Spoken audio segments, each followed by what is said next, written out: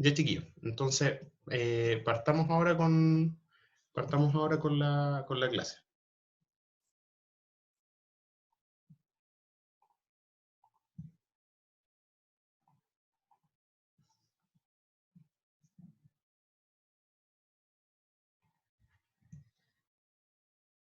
Ya. La clase de hoy día, que es la última materia, ya es la última unidad que vamos a ver, que sería su unidad 3 en el apunte, que es funciones de red, diagramas de ceros y polos, y también lo que son diagramas de Bode.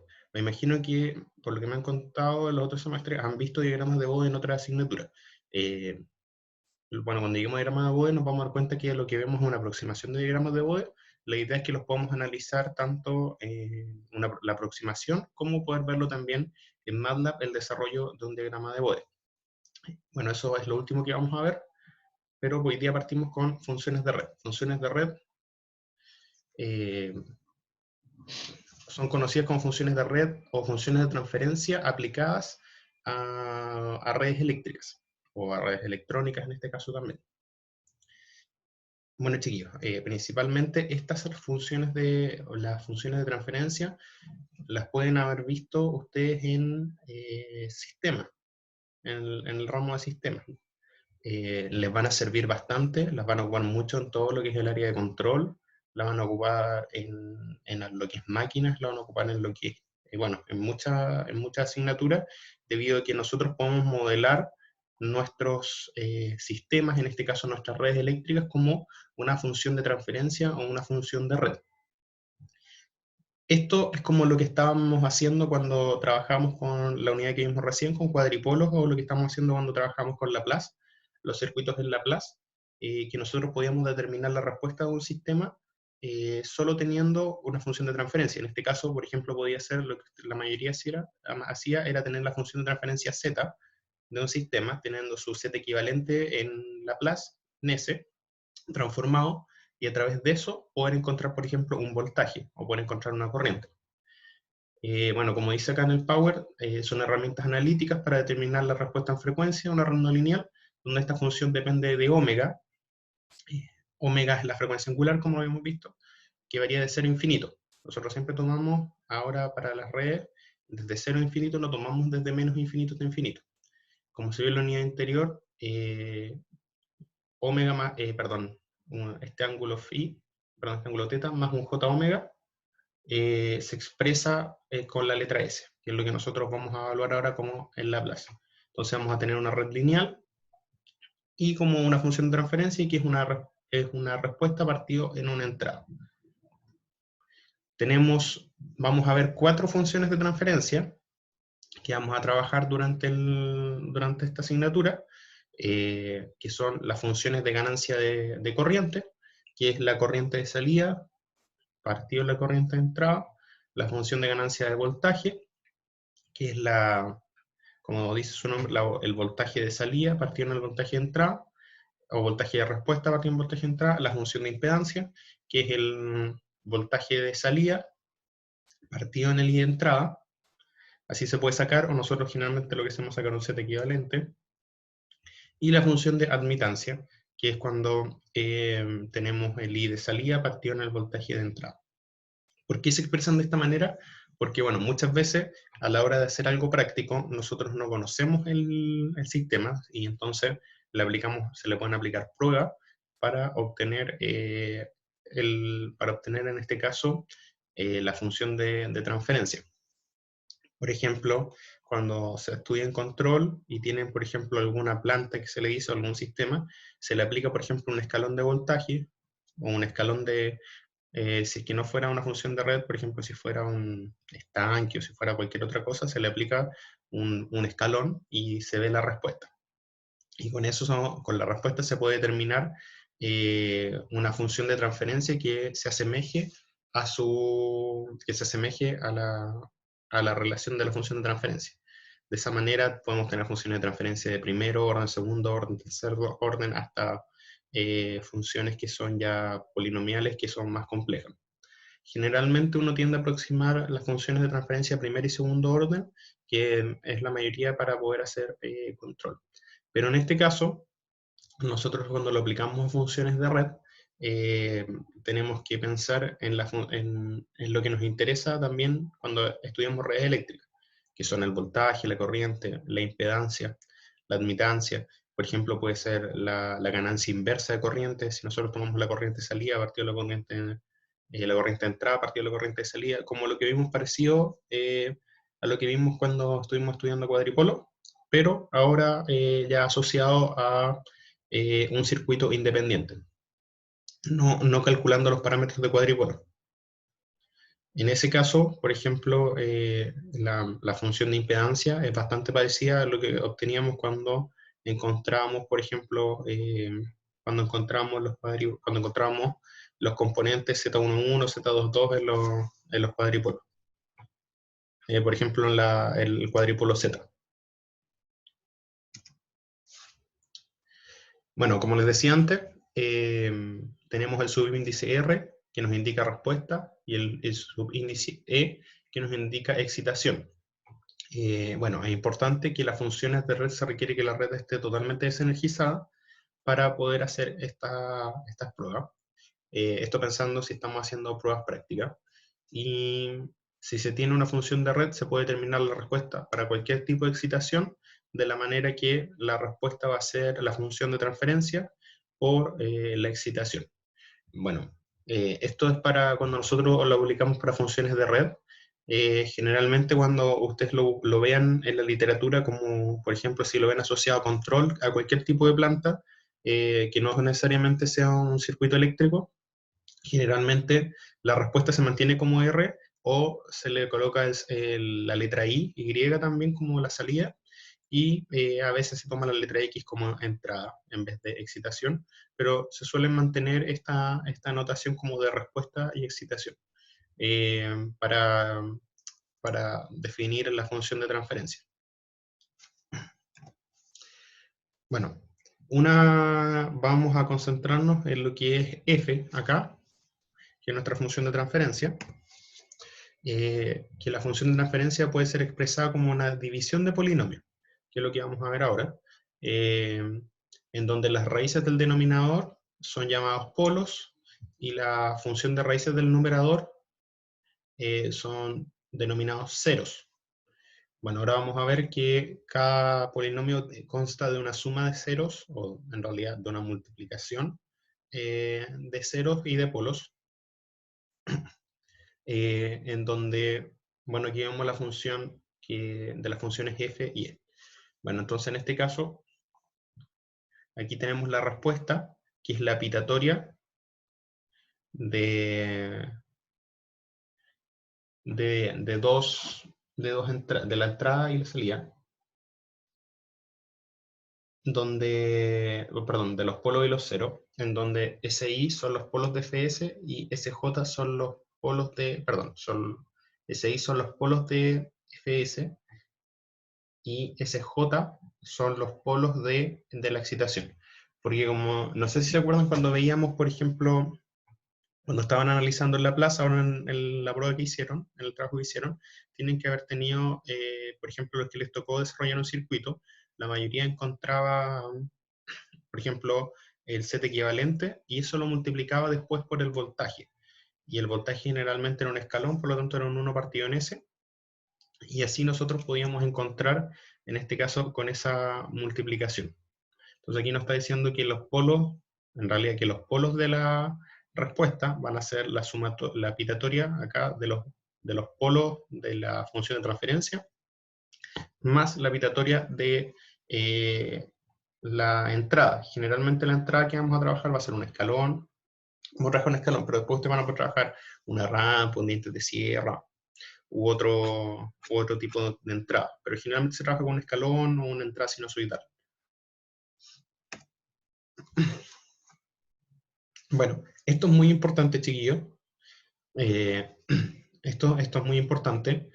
Los polos son responsables de la forma de la respuesta, en cambio los ceros influyen en la magnitud de los términos. Cuando ustedes tengan una función de transferencia, que es lo que vamos a ver ahora, siempre ustedes van a tener, como les decía, por ejemplo, lo voy a anotar, ¿no? Claro, porque aquí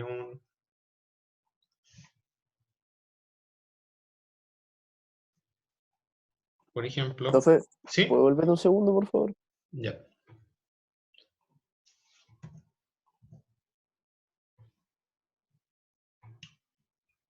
Lo voy a anotar acá para que ustedes lo puedan ver.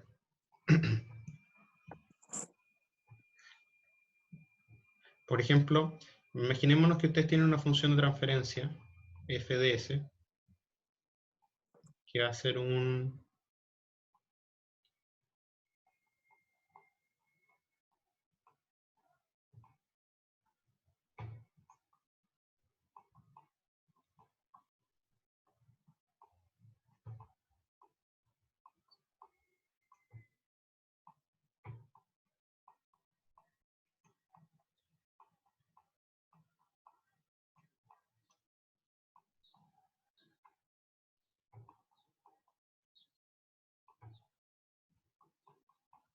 Ya. Imaginemos que ustedes tienen una función de transferencia así. Esto puede ser un Z, puede ser una función de voltaje o cualquier otra cosa. En este caso yo la tengo factorizada, pero por ejemplo ustedes se la pueden encontrar como los polinomios, en este caso como la multiplicación de S más 1 por S más 10 y acá un polinomio al cubo. Entonces la idea de esto es que ustedes primero puedan dejarlo siempre de esta forma, su función de transferencia, porque esto nos va a indicar los polos y los ceros, como les decía en el ejercicio, les decía, perdón, en el Power más atrás, esto nos da las raíces. Entonces esto no quiere decir que nosotros, por ejemplo, tenemos dos ceros y tres polos. La cantidad de polos que ustedes tengan les va a dar, ¿cómo se dice? Les va a dar la forma de su respuesta. Claramente su respuesta se va a ver afectada por la entrada, pero la respuesta natural del sistema, bueno, tenemos dos tipos de respuestas, la natural y la forzada. La natural es cuando nosotros analizamos la función de transferencia de por sí, y la forzada es cuando nosotros, obviamente, la forzamos al aplicarle una excitación. Por ejemplo, si yo le aplico una sinusoidal, va a tener una respuesta distinta si le aplico un escalón. Pero nuestra respuesta natural debería ser como al aplicarle un escalón unitario a esta función de transferencia y ver cómo se comporta. Cosas que son importantes. En un sistema, en una función de transferencia, bueno, aquí no nos vamos a dedicar en este curso a analizar convergencia y divergencia, pero son cosas súper importantes, es que, por ejemplo, cuando veamos cero y polo nos vamos a dar cuenta de que si estas son, si sus raíces son positivas, vamos a tener problemas de divergencia, siempre cuando estamos hablando, en este caso, de los polos son los que están acá abajo. Por ejemplo, los polos, como nos decía, son las raíces del denominador. O sea, las respuestas acá que nosotros tenemos del denominador. En este caso, si se fijan, tenemos el primer polo, está que los polos, que lo vamos a mostrar al tiro, se definen con una X, que lo vamos a mostrar un poco más adelante. Tenemos un polo en menos 100, tenemos un polo en menos 5, y tenemos un polo en menos 25. Ya. Si todos estos polos son negativos, nosotros podemos asegurar la convergencia de nuestro sistema. Eso quiere decir que ante una entrada que sea convergente, el sistema va a converger. ¿Qué quiere decir converger? Es que, por ejemplo, si yo tengo acá la respuesta, esto va a tender a ser algo como, por ejemplo, así, o va a ser, bueno, va a ser con rojo, por ejemplo, otro, o va a ser así. Bueno, depende de la configuración de los polos, estas respuestas nos van a cambiar. Si tengo una cúbica, generalmente puede tender a ser algo más como así.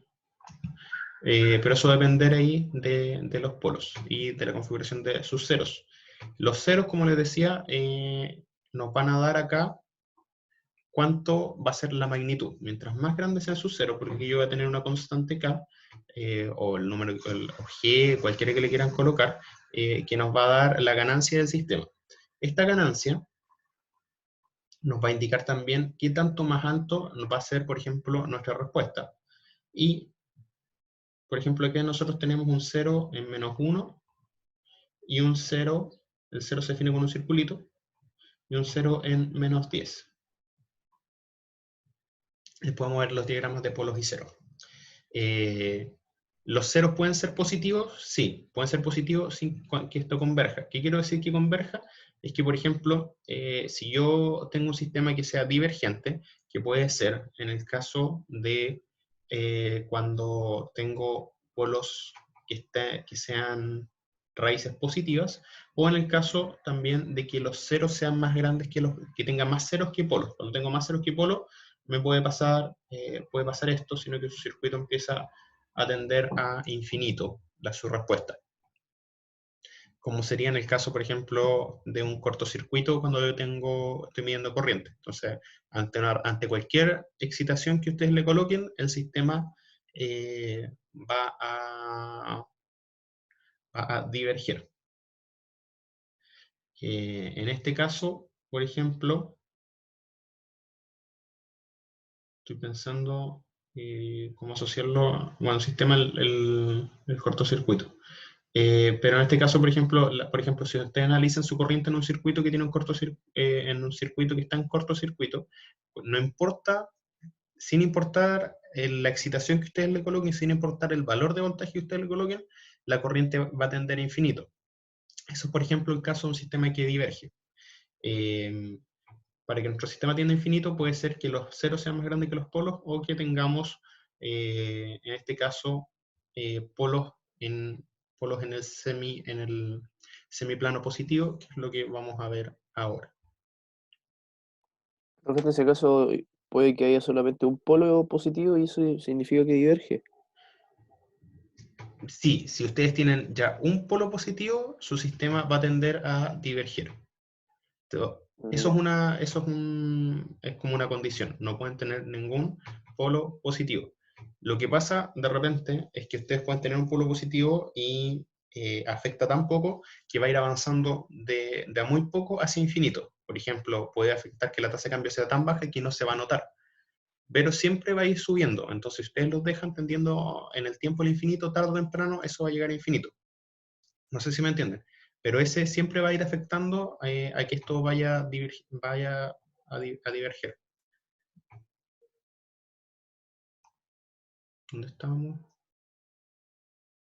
Bueno, como les decía, los polos son los que le dan la forma al sistema y los ceros son los que les dan la magnitud de los términos. Eso quiere decir que si los ceros son muy grandes comparado con los polos, este va a tender a hacer una magnitud, por ejemplo, una intensidad más grande.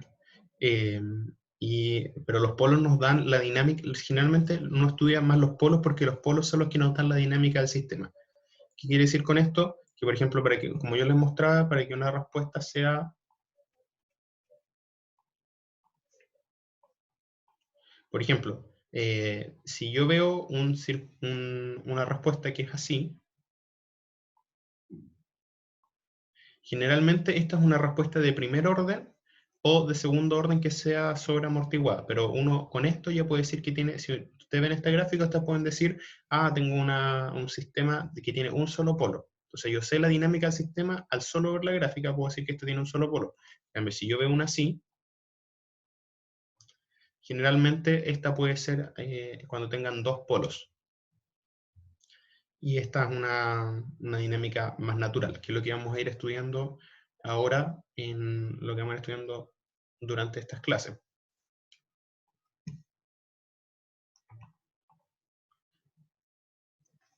Creo que todavía no es con diagrama policero, sino que... A ver, un poco. No, este es el ejemplo. Bueno, aquí vamos a ver un ejemplo para que podamos ver una función de red. En este caso, nos piden encontrar la ganancia de voltaje.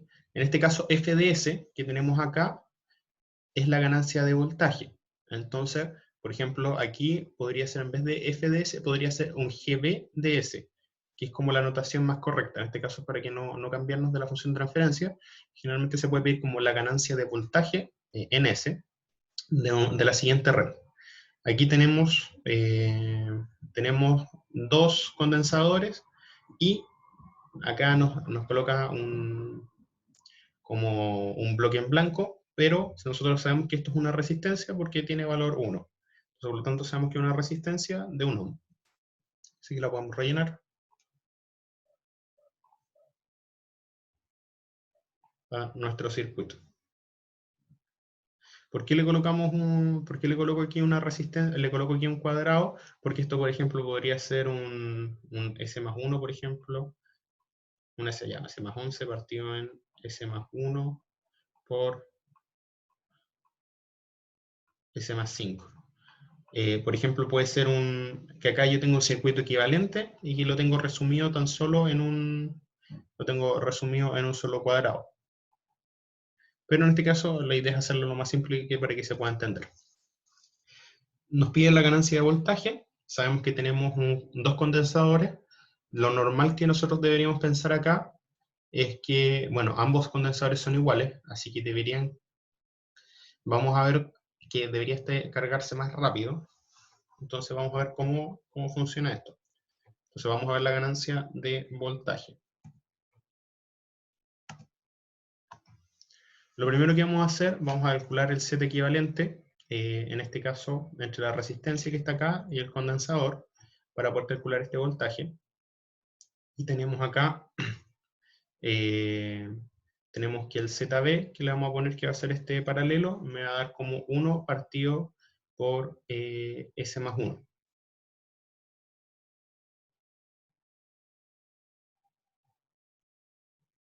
Veamos, el paralelo sí, porque está en paralelo.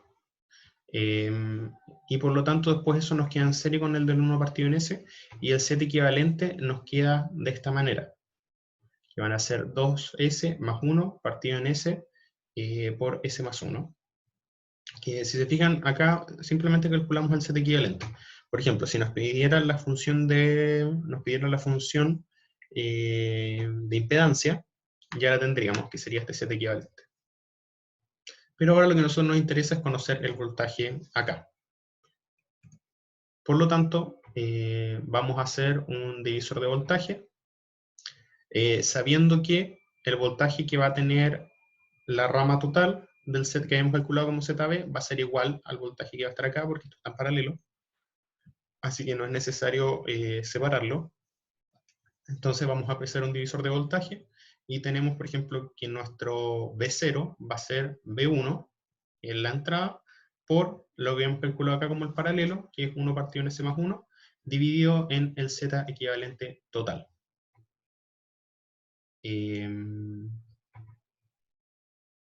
Por lo tanto, si nosotros hacemos ahora está mirándolo acá, si nosotros hacemos nuestra operación y simplificamos esto, nos va a quedar que la ganancia de voltaje, que en este caso debería ser un GdB, o la función de transferencia, nos va a quedar como S partido en 2S más 1. Y ese va a ser el comportamiento de la ganancia de voltaje. ¿De qué nos sirve esto? Que nosotros vamos a tener cómo se va a comportar ante cualquier entrada, porque nosotros vamos a tener ahora, después, por ejemplo, si multiplicamos esto, la función de transferencia por B1, nos va a quedar solo la respuesta B0, que es la que nos estaría interesando en este caso. Entonces ahora vamos a ver, vamos a ir analizando distintas entradas. Ya, chiquillos, hasta acá. Hasta acá. ¿Se entiende? ¿Vamos bien o hay algo que está hablando en chino?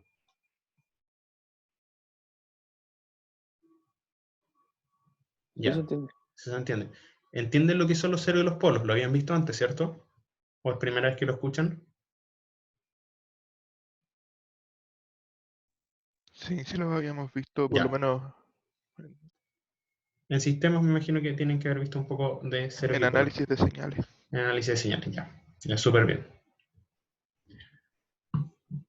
Bueno, la idea de esto es que ustedes, por ejemplo, si les dan un sistema y les dicen que esta es su función de transferencia, les dicen, la ganancia de voltaje de un sistema es esta. Ustedes dicen, entonces yo sé ahora que si yo le aplico y les piden calcular el voltaje de salida, ustedes dicen, si yo le puedo ver cuánto vale su respuesta para cualquier tipo de excitación. En este caso vamos a probar con distintas excitaciones. Por ejemplo, ¿cuál sería la respuesta del sistema si se le aplica un V1 de 5 por Euler elevado a menos 2t? Como bien sabemos, esto no es más que un escalón que está con un desplazamiento.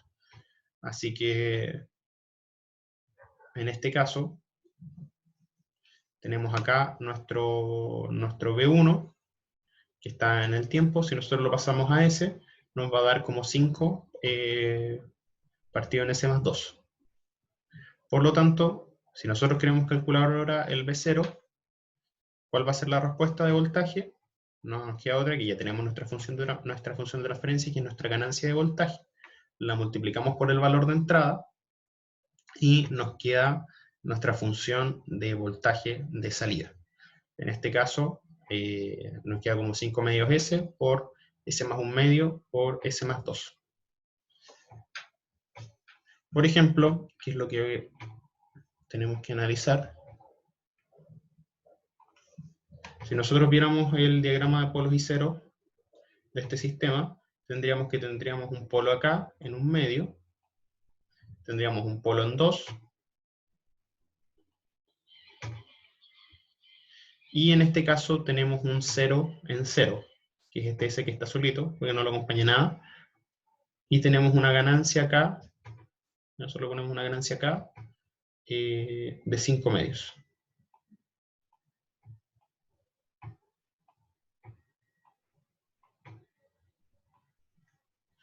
En este caso acá. En realidad esta ganancia acá deberíamos asociarla un poco, dejando todo esto como orden 1, pero como con un 1 acompañado. Pero por lo menos esto nos va a servir acá para ver que tenemos algo que acompaña al K, que va a ser que acompaña al S, que es de 5 medios.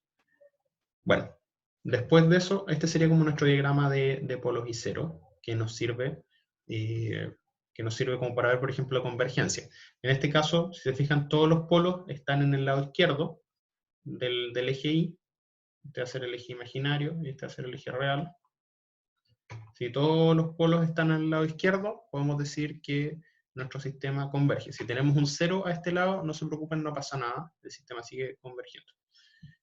Tenemos menos ceros que polos, por lo tanto el sistema no va a tender a infinito, sino que va a tender a otro valor distinto de infinito.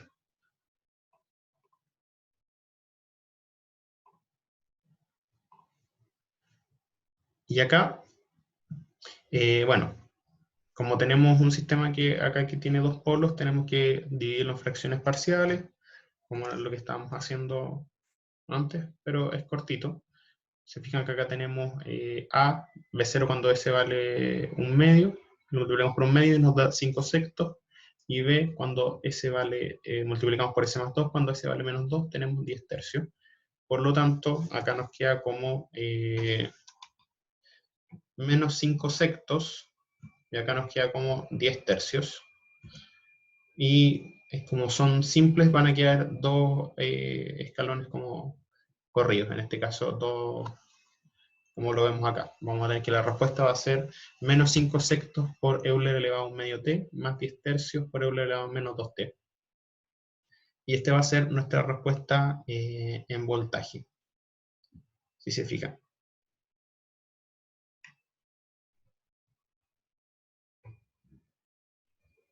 No sé si se entiende. Obviamente, si nosotros lo analizamos, esto debería tender a un cortocircuito, perdón, a un circuito abierto, en ambos casos. Entonces hay que ver cuál es el que primero se carga, cuál es el que primero se descarga. Entonces, como son iguales, pero a este le pasa una mayor corriente al principio, entonces por eso vemos que en este caso como que se pasa de largo. Después si este se corta, este empieza a energizar a B0 hasta que este, por ejemplo, se tienda a acabar. No sé si se entiende. Si nosotros viéramos este circuito,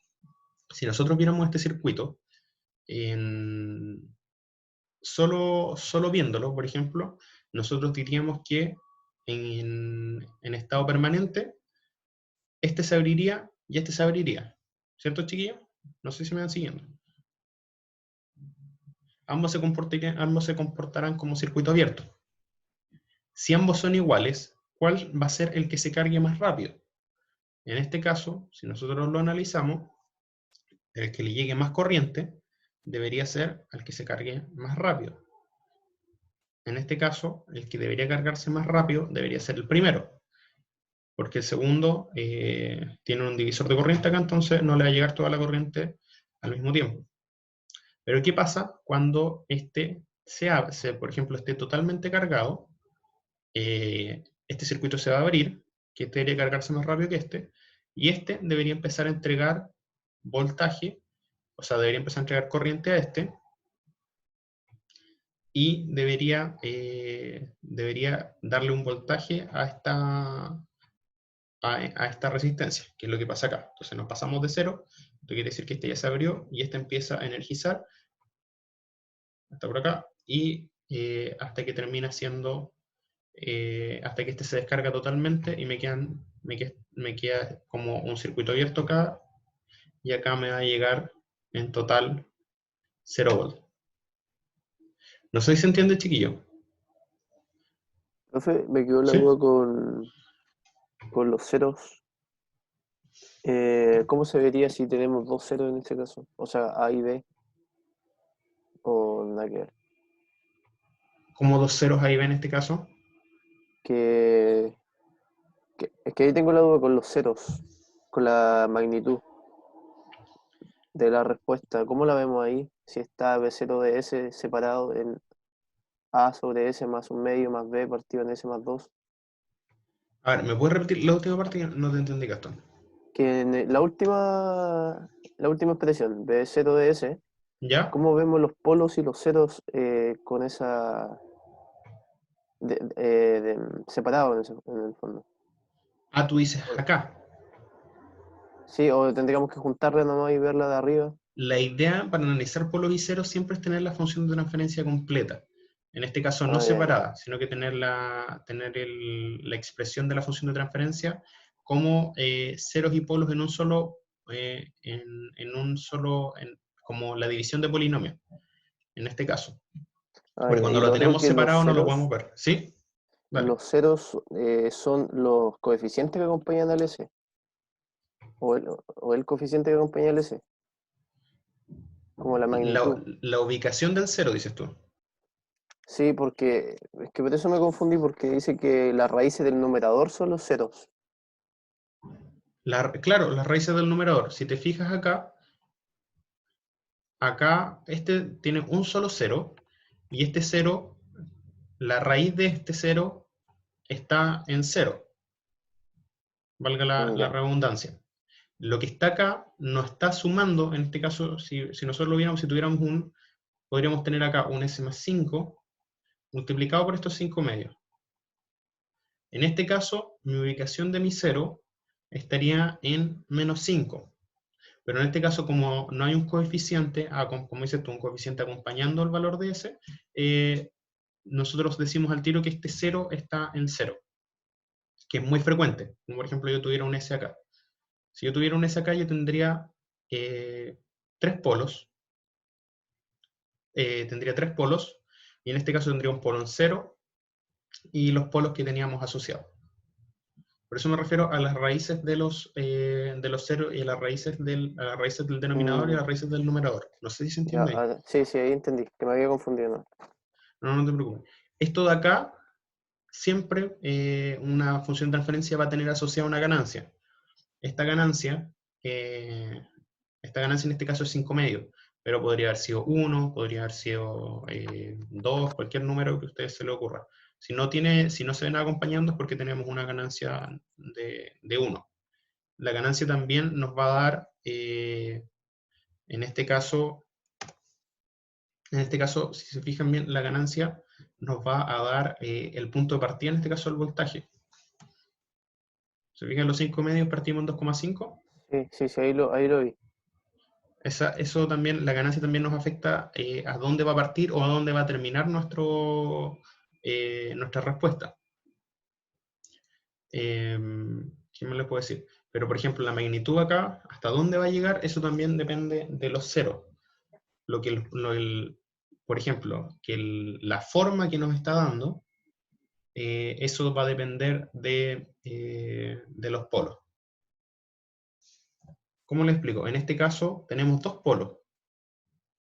Por lo tanto, acá abajo tenemos una función que es cuadrática, si nosotros lo expresáramos como polinomio. Como yo les decía antes, si se fijan, si nosotros volteamos esta respuesta, que yo les había mostrado antes que la respuesta podía ser así, ¿cierto? Si nosotros la volteamos, la vemos desde la otra perspectiva, cumple la misma forma, solo que está al revés. ¿Se fijan? Que tenemos acá un sobrenivel, que está acá, y luego llegamos a un punto en este caso, como decir, de convergencia, en este caso siendo 0. Eso nos está mostrando que aquí tenemos, por ejemplo, una función de orden 2, que en este caso es la respuesta. Sí, ahora entendí. Gracias, doctor. No sé, chiquillos, la idea es que preguntemos nomás y vayamos viendo. Ya, ese por ejemplo es el más común, que tenemos un escalón. Pero ¿qué pasa si lo sometemos a un impulso unitario? ¿Se acuerdan que al principio vimos que habían, por ejemplo, una excitación que puede ser un impulso unitario, siendo el impulso como visto como un solo pic en el tiempo? Igual es difícil imaginarse un impulso. Bueno, nosotros podemos aproximar un impulso, por ejemplo, con un push, por ejemplo, con un botón, una cosa así. O más comúnmente, en realidad, eso es como un escalón cortito. Pero lo podríamos imaginar como si fuera un impulso. Por ejemplo, un impulso generalmente se define como, ejemplo, como un rayo. Si un rayo afecta, por ejemplo, una red eléctrica, ¿por qué es un impulso? Porque es tan corto en el tiempo o sea, es un valor que es tan corto en el tiempo que no, como si no alcanzara a estar, a nosotros a contar cuánto tiempo está, porque es del orden de los micros, o por ejemplo, si ustedes están, es que depende del final de las constantes de tiempo de su sistema. Nosotros podemos definir, por ejemplo, un impulso, porque el impulso es como más teórico, no es como algo que físicamente pase. Porque, por ejemplo, si nosotros tenemos un sistema que sus constantes de tiempo son de minutos y tenemos una excitación que dura 1 milisegundo, nosotros podemos decir que es un impulso, no que es un escalón, que no es constante. Pero vamos a ver, por ejemplo, qué pasa acá si nosotros, generalmente el impulso es como un valor que es algo más teórico, no es algo que se vea como tan naturalmente. La gracia del impulso es que el impulso unitario es que su vale 1, por ejemplo, y su transformada vale 1. Y si nosotros multiplicamos acá la respuesta por 1, vamos a tener, aquí, si se fijan, en este caso, este es el polo de la función de transferencia, que es un s más un medio. Aquí va a ser de primer orden, y tenemos el mismo 0 en 0, y cambió la ganancia. En este caso la ganancia ahora es de un medio. Entonces aplicamos fracciones parciales y obtenemos que vamos a tener un medio menos un cuarto por s más un medio.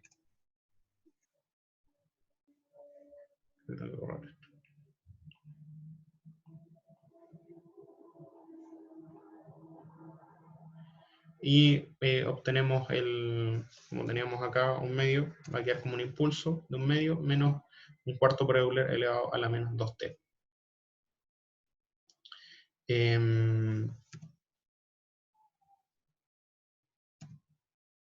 Tengo su en 0.25.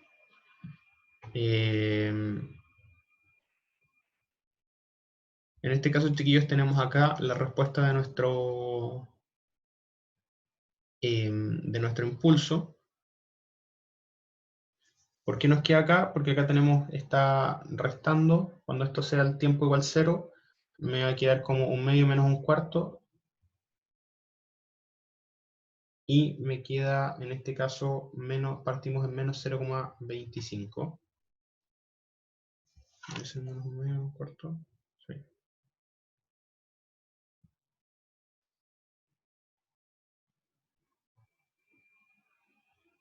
Tengo la impresión de que la gráfica está al revés y que debería partir en un cuarto y luego ir restando, porque tengo un medio acá. A ver. Sí, tengo la impresión de que la gráfica aquí está al revés.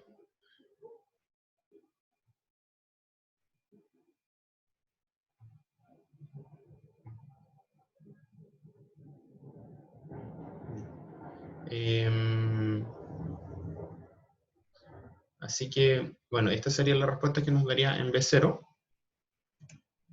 Y después ya, como le estaba explicando, tenemos los diagramas de polos y ceros, y con esto estaríamos terminando por hoy día. Que este es nuestro diagrama.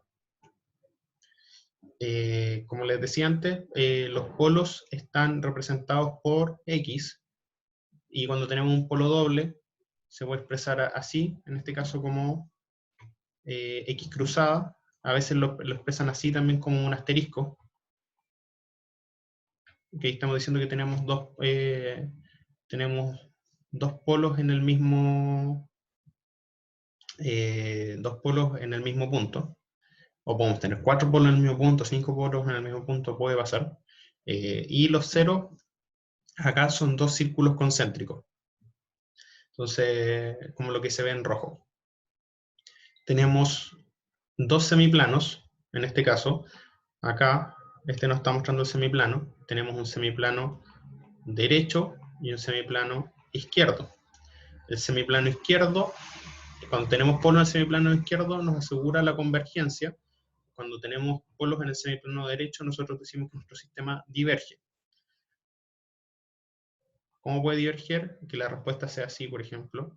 Bueno, y aquí dependiendo, si está acá, que puede ser una cosa así, o si está por acá, por ejemplo, los polos, y ahí puede ser una cosa que sea como así. Y que bueno, ahí vamos a ver una gráfica con las distintas respuestas.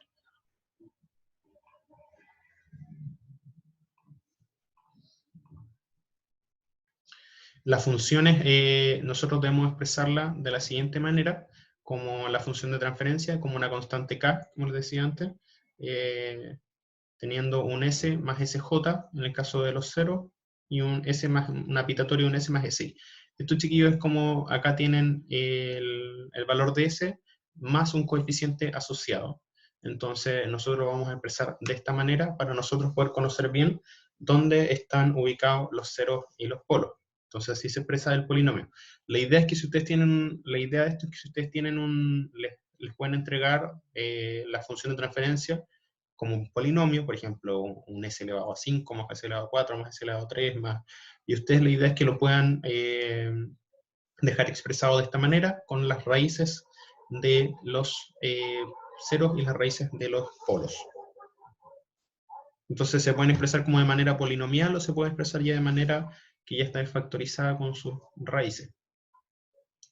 Por ejemplo, realizar el diagrama de polos y ceros de la función f de s, 10 por s cuadrado más 5s más 1, partido en s más s cuadrado más 20s más 100.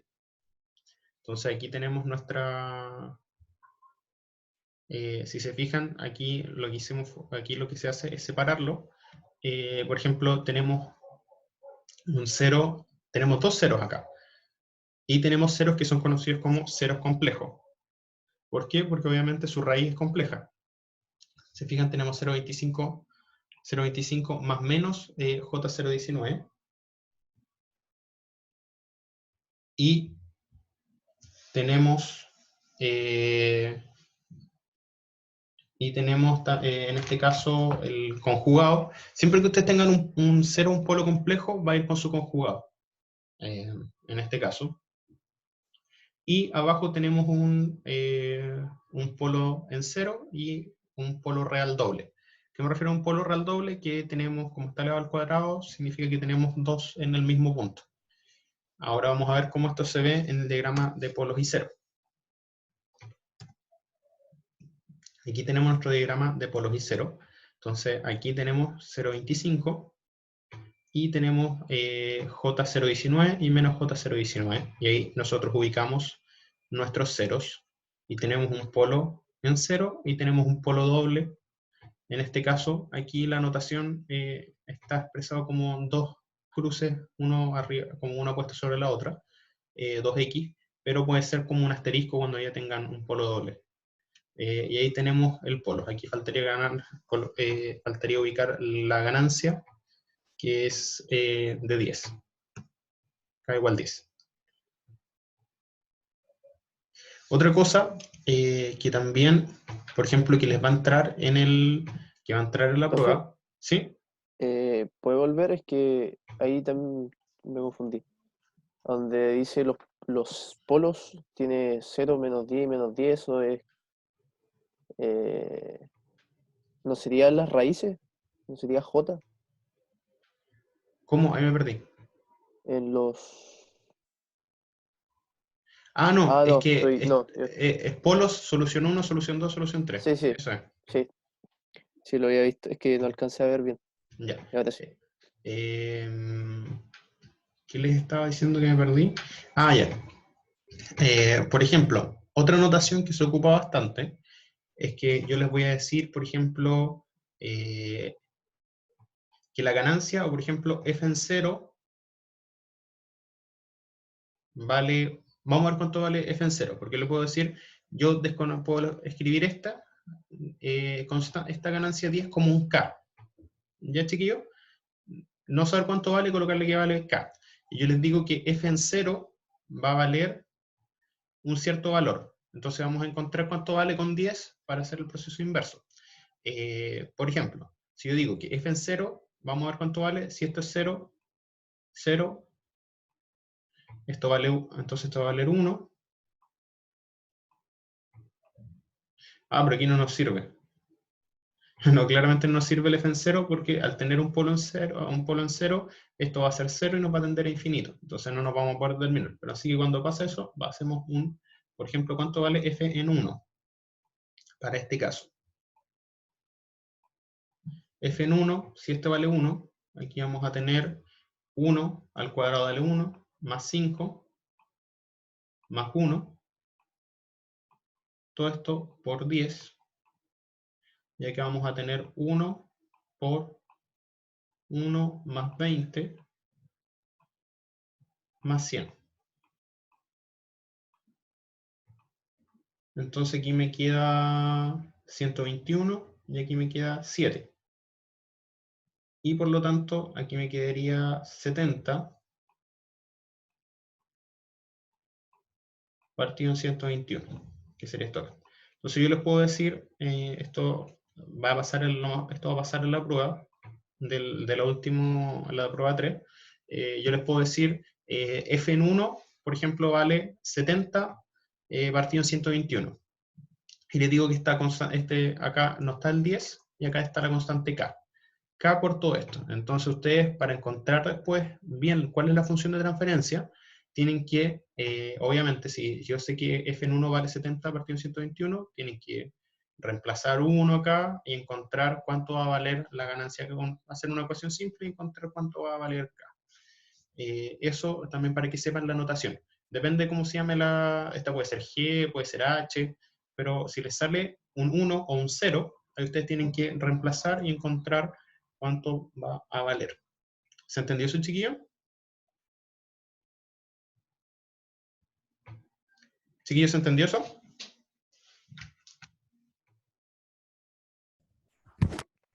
Sí, profe, yo entendí Ya, bien. ya.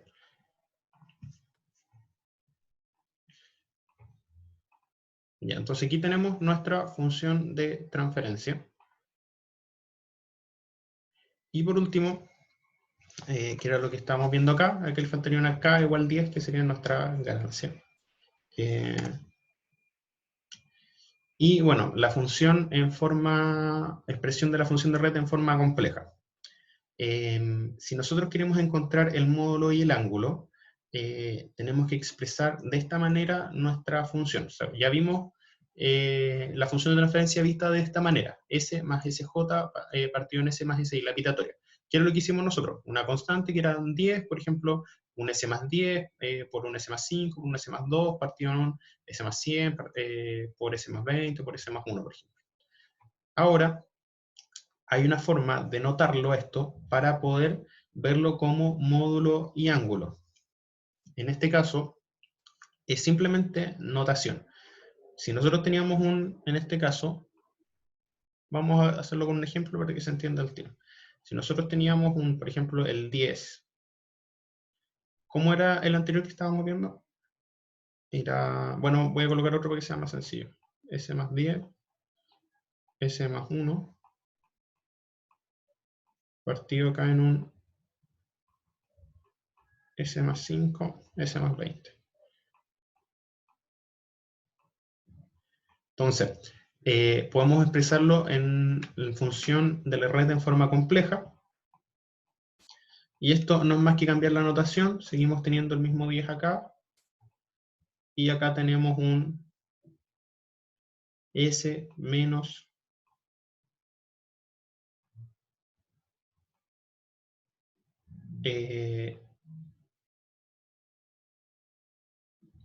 en este caso S menos, aquí le puse otro S, borrar. Antes teníamos un 10, seríamos S menos 10. Se fijan, es solo notación. Entonces aquí ¿qué nos queda acá? Expresado el tiro la raíz. ¿En dónde está la raíz? Y acá sería un S menos 1. Nos queda expresado dónde está la raíz, el menos 1. Y acá sería un S menos 5 por un S menos 20. Ya. ¿De qué nos sirve esto? Que esto nos va a expresar de forma de el módulo y el ángulo de cada polo con respecto al origen, si nosotros lo expresamos de esta manera. Es como, por decir así, la forma de expresión. Generalmente, la forma más común de notar es de esta manera, que estamos viendo acá. Esta es la forma más común de ver la función de transferencia, pero esta es la notación que se hace para obtener el módulo y el ángulo. Obviamente el paso de una a otra no es más que hacer el cambio de los signos. Pero esto es como uno puede decir para encontrar el módulo y el ángulo. Voy a borrar acá. Y acá nosotros tenemos que ver el módulo y el ángulo. Por ejemplo, la flecha negra nos va a dar el módulo y el ángulo del primer polo. ¿Se fijan acá? Acá tenemos el módulo y ángulo del primer polo, pero también podemos tener la diferencia entre polos, que esto sería el módulo y ángulo, por ejemplo, entre dos polos, que sería lo que estamos viendo acá, S menos SI, que está acá. Entonces aquí tenemos una flecha que nos va a dar el módulo y el ángulo de una función de transferencia, que nos va a servir después para analizar. Pero en este caso, por ejemplo, cada uno tendrá un módulo y un ángulo. Cada uno tiene un módulo y un ángulo, y la función de transferencia va a tener un módulo y va a tener un ángulo también.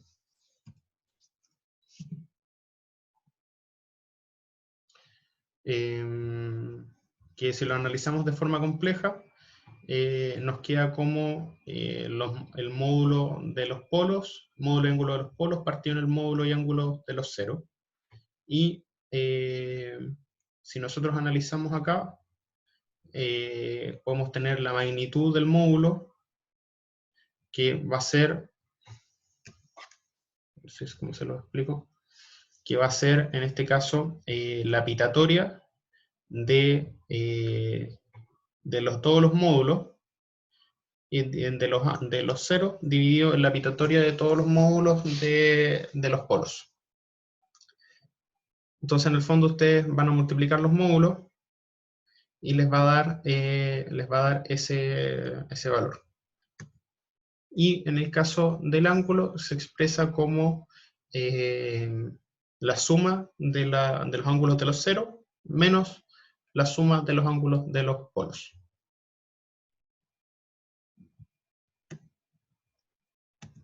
Exactamente.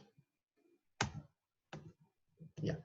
La próxima clase vamos a hacer un ejercicio de esto para que también esto pueda quedar más claro, de calcular ahí la magnitud y el ángulo de una función de transferencia. Así que para que también eso quede como más claro. Así que eso sería hasta hoy día, chiquillos. Lo que vimos fue como funciones de red. Lo más importante que ustedes tienen que echarle una mirada son a los diagramas de polos y ceros, que es muy importante que lo puedan revisar. Y después nosotros vamos a ir analizando bien, la próxima clase vamos a ir viendo ya, por ejemplo, cómo se comporta el tema del módulo y el ángulo de una función de transferencia. Lo pueden revisar también en el apunte y, bueno, los videos del semestre pasado. Pero la próxima clase vamos a partir con un ejercicio para que ustedes también podamos ir revisándolo bien. Eso, chiquillos, hasta ahí estaríamos por hoy día. No sé si tienen alguna pregunta, y si no, los dejo libres para que si es que alguno quiere, no sé, alcanzar a terminar alguna parte de su trabajo, que ya les queda poco menos de una horita, o los que se tienen que preparar ahora para presentar ahora en 50 minutos, en una horita más, o sea, en 50 minutos más. No sé, chiquillos, ¿alguien tiene alguna duda?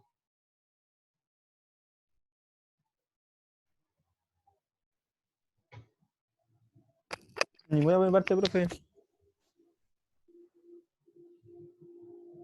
¿No? Ya, pues entonces, acuérdense que mañana tienen su test, van a tener una horita para alcanzar a terminar el test.